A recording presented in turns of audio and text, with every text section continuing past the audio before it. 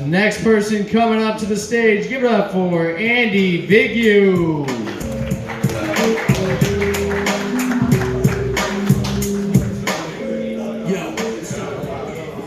As I've grown older, I've seen a huge growth in the gay community.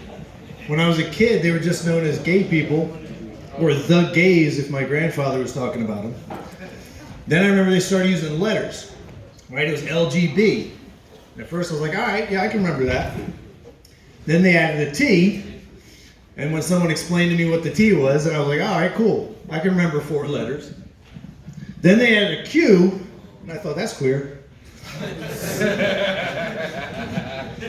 Mainly I was confused because I thought the Q was already in the other letters, but what do I know? Fine, I'll be respectful, LGBTQ, I got it. Then they surprised me when they added a plus sign, right? Because I was like, you know, when I was growing up, one of the stereotypes about gay people, gay men, was that they were also skinny. And I thought, good for you. Good for you. No more body shaming in the LGBTQ plus community. Americans are getting so fat anyway.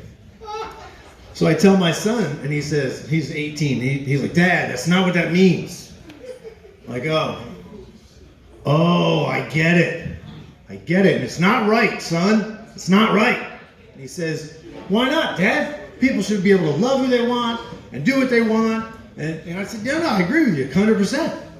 He's like, well, what's not right? I was like, well, I've already got Disney Plus and Hulu Plus and ESPN Plus. It ain't right that they're charging a subscription to be gay now.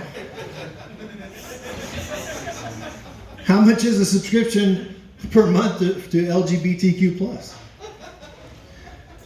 So I grew up in New Jersey.